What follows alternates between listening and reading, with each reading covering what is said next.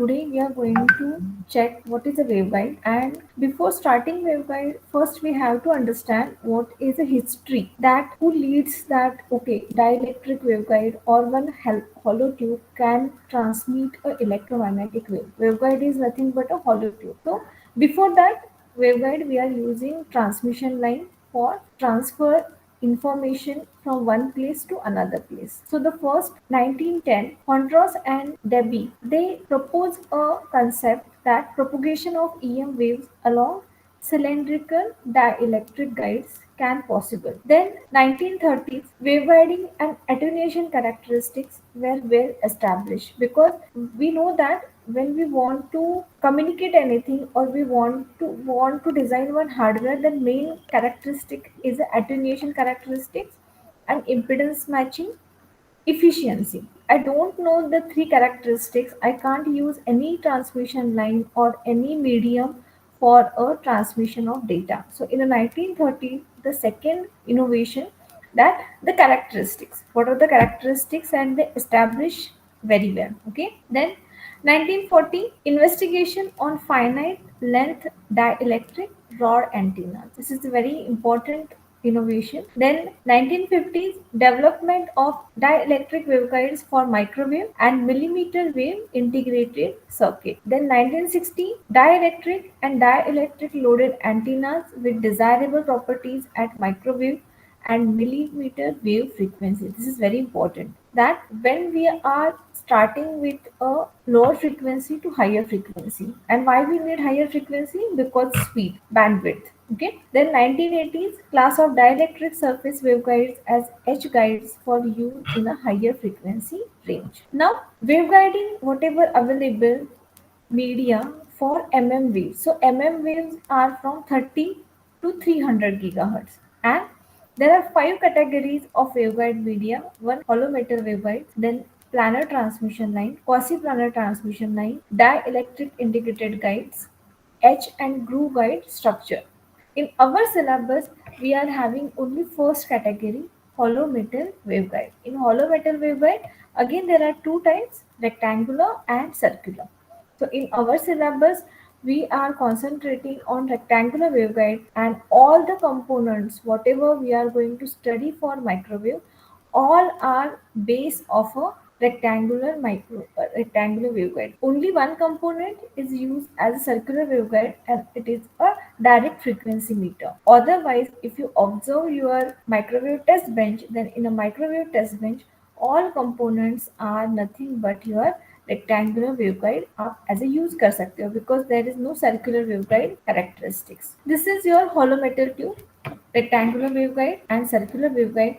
In this between air, epsilon zero can travel if there is no signal. अगर ये ऐसे ही मैंने check किया तो यहाँ पे क्या होगा, एयर ही मुझे दिखाई देगा. This is very important thing. Please remember that. Okay. Now we know that there are several modes which can travel from waveguide or transmission line.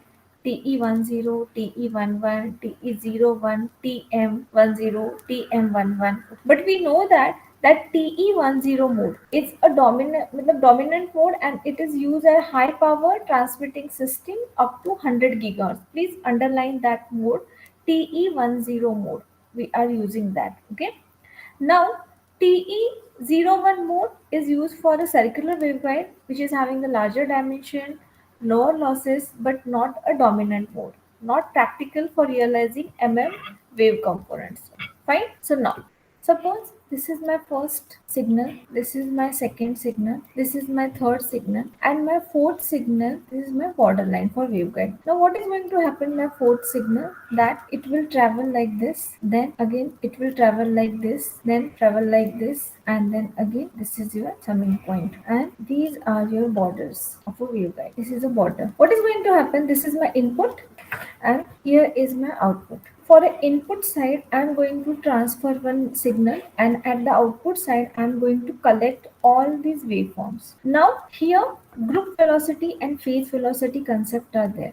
Group velocity means what? I'm going to pass 1 2 3 waves. ये तीन इसमें हमारा distributed power आ रहा है. लेकिन जब output में when we want to collect this, then we are going to consider this is entire. But because of the path, different path, every wave is going to pass from a different path. So what is going to happen here, that for this some different time we are having, it is a t1, for this it is a t2, and for this it is a t3. So at the output we are having a buffer or signal conditioning circuit, and which is going to do a signal conditioning. And when we collected t1, t2 and t3, entirely we are having a delay. So this is nothing but my group velocity. And what is the phase velocity?